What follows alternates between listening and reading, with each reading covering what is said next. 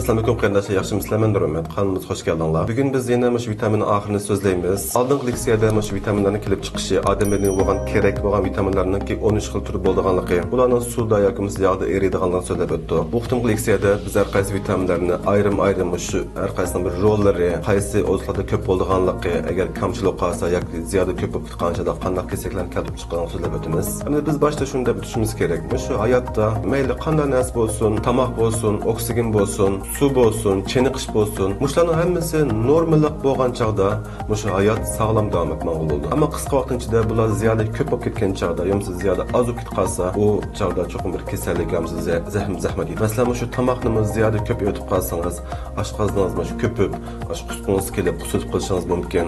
Biarmı qalsangiz, lekin tomoqni az yesangiz, alsiz bo'lib qolsangiz, qo'lsangiz ichib qoladi degan o'xshash.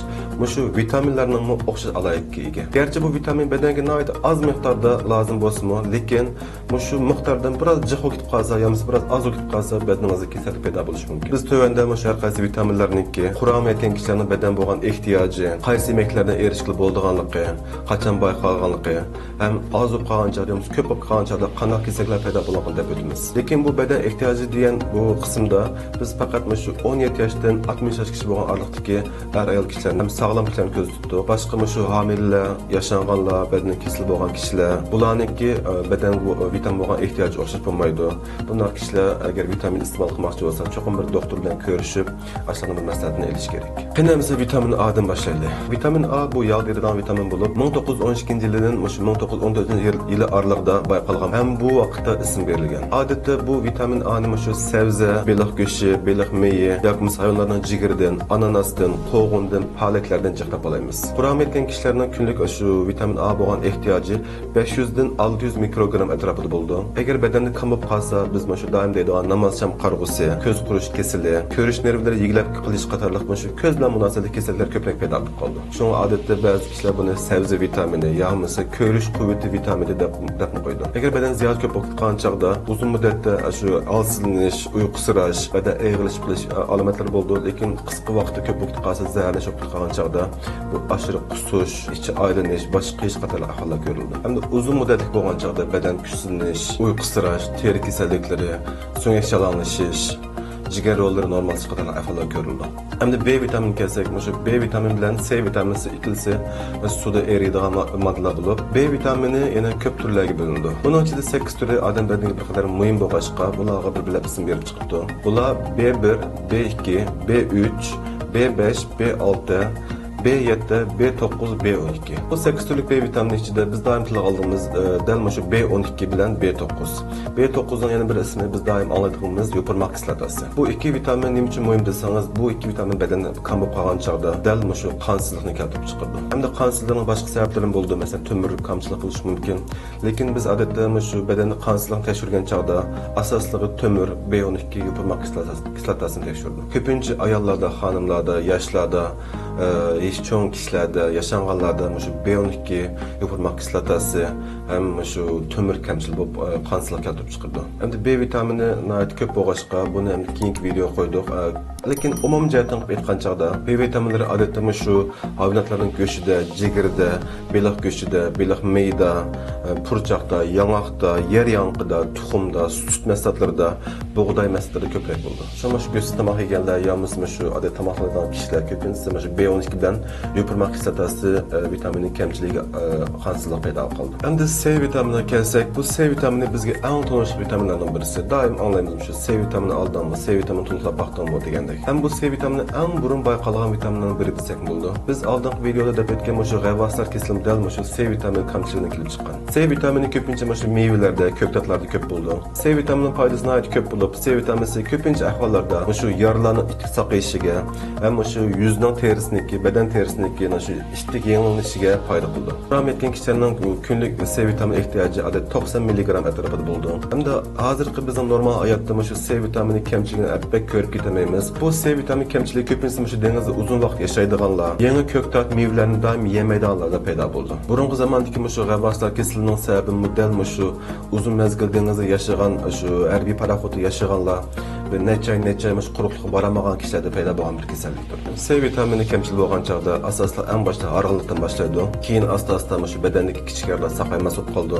Odamning tishmeklarida mush yara paydo bo'lib qoldi. Badan og'rish, kayfiyat buzilish ahvollari ko'rildi. Eg'iroq bo'lgan chaqda mush badandagi kichik yarlar saqaymay, bu yarlarda paydo bo'lgan yiringlar qonga o'tib ketib, eng oxirida o'lim xavfi bo'lib qoldi. Endi D vitamini ekanlik. D vitamini bo'lsa, shu 1922-yilda bayqagan bo'lib, badandagi suyaklar foydali bo'lgan bir vitamin. D vitamini asosan shu qandagi kalsiyni suyak kirishiga yordam qiladi. Bu sababdan D vitamini kalsiy o'xshash muhim deb o'ylasak. D vitamini asosligi shu oftobga sunish orqali beliq meyi, tuxum seriqi, sut va sut mahsulotlarini iste'mol qilish orqali to'lqindi. Oftobga sungan chaqda badanimiz o'zligini D vitamini ishlab chiqara oladi. Shunga cho'nglar bizga doim oftob sungan teshi chiqib harakat qilib kirgan, sutni jiqchiqishga tavsiya qilgan yerim sababdan bo'ldi. Quram yetgan kishilarning kunlik badan ehtiyoji odatda 5 dan 10 mikrogram atrofida bo'ldi. Agar kichik bolalarda shu D vitamini kamchilik bo'lib qolsa, rohat kasali degan bir kasallik paydo bo'ldi. Bu kasalning eng tipik kasallik alomati dal biz shu kichik bolalar ko'rgan shu O pochaq deb qo'yamiz, shu agrov qilish, teshik agrov qilish,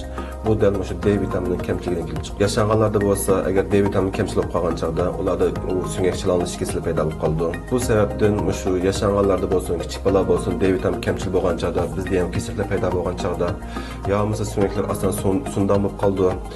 Shu suyaklari, shu muskullari og'riqdan bo'lib qoldi. Hatto bo'yni qisqa bo'lib qolgan ahvollar ko'rildi. Endi D vitamini badanda ziyoda ko'p bo'lib qolgan chaqda bu D vitamini asosan buyrakka zaxm yetkazadi. Terida shu terida kalsiy jiqlatish ahvollar ko'rildi. Ya'ni qattiqroq bo'lib qoldi. D vitamini jiddiy zararlanish ahvoli ko'rilgan chaqda, ya'ni D vitamini jiq o'tib qolgan chaqda qusish, ich ilishish, kuchsizlanish, yurak tiksab ketish qator ahvollar ko'rildi. Dunyoda bo'lib ayollarda shu B12 vitamini, D vitamini, yupurma kislotasi vitamini, temir moddasi doim kamchil bo'ldi.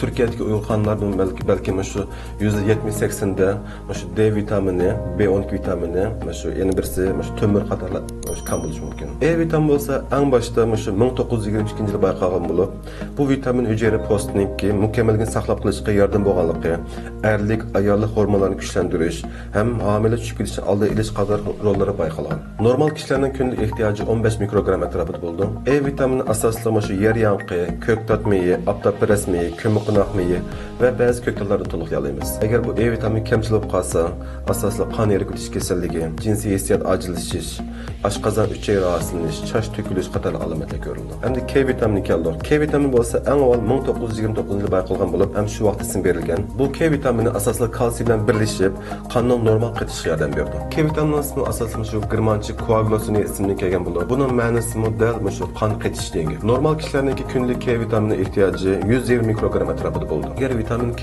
kamchilik bo'lgan chaqda, shu qinimiz turmay qoldi. Masalan, bir yerimiz kesilib ketgan chaqda, yoki bo'lmasa turib shu terning ostida, ko'zimizning oq yerida, quloqda, burunda, tish miliklarimizda qanash paydo bo'lib qoldi. Ham eg'iroq bo'lgan chaqda mengimizdagi qon tomirlar portlatilish ahvoli bo'lishi mumkin. Chon ba'zida jiddiy qutulish bo'limida shu ba'zi qon chiqish ahvollari yuz bergan chaqda darhol K vitaminini beramiz. Hamda biz hozir bir qancha vitaminlarni alaydim deb o'tdik, qaysi yemeklarni bo'lgan deb o'tdik. Lekin biz bu yerda mutlaq bir narsa aytilmaydi. Yani masalan shu sutda mutlaq shu faqat vitamin D lam bor, yoki kalsiy lam bor deyilmaydi. Bu sutning ichida yana bir buncha boshqa vitaminlar bo'ldi. Faqat o vitaminning soni biroz oz, vitamin D ning biroz soni ko'proq, persenti ko'proq bo'lg'achqa, biz asosiy sutda vitamin D topalaysiz deb tunishtirib o'tdik. Shunlashqa yig'ib aytgan chaqda shu vitamin badanda kamchilik bo'lmasin deb o'ylasangiz, cho'qim tomoqni tanlamaslik kerak. Shu tomoq ustilingiz mo'l bo'lsa eng yaxshi. Qancha mo'l bo'lsa, masalan, yeshil ko'katlar bo'lsin, yong'oq bo'lsin, badam bo'lsin, sut bo'lsin, go'shtmi bo'lsin, chiqib tomoq tanlamang. Ashta bo'lgan chaqda badanda shu vitamin kamchiligi ko'rinmaydi. Buning nisbatan qanday ahvollarda vitamin kamchiligi bo'lib chiqib desangiz, shu badanda bir so'zlim xarakterli kasallik bo'lsa, yoki bo'lmasa operatsiya olib qo'ygan bo'lsangiz, shu vitaminni oladigan yerda bir masala bo'lsa, bu vitamin kamchiligi paydo bo'ldi. Masalan, qanday desangiz, shu ba'zi kishilarniki oshqozinda yoki 12 barmoq uchayda masala bo'ldi. U chaqda shu yemekdan kelgan vitaminlarni yaxshi ololmay qoldi. Hamda shu vitamin mahsulotlari kelgan chaqda siz vitamin mahsulotlarini olsangiz bo'ldi, ishlatsangiz bo'ldi. Lekin bizning normal bergan tavsiyamiz, agar siz sog'lom bo'lsangiz, badaningizda bir kasallik alomati bo'lmasa, yoki tomoq talaydan biri otingiz bo'lmay qolsa, vitamin tabletlarini olsangiz bo'ldi. Tomoqni mo'l qiling, rangli yeng, u çağda bir vitamin kemçilik payda olmaydı. Bunun sırt hem de yaşananlar var, tamak talaydan küçük balalar var, hamile hemşirimiz var, hem bazı sözüm kesek olan kişiler. Eğer bunlar kişilerde beden vitamin kemçiligi bolsa, to'qim qon tekshirmay turib, yoki doktorning maslahatini olmay turib ishlatma. Bizim burunqi liksiyalari o'xshash, biz bu mazmunlarni faqat to'rdoshlarning bir paylash uchun tayyorladik. Bu bilimlarni biz kitobdan o'rgandik, to'rdan yig'ib keldik. Hem o'zimizning mana shu normal ishlardan tajribalarni yakunlab chiqdik.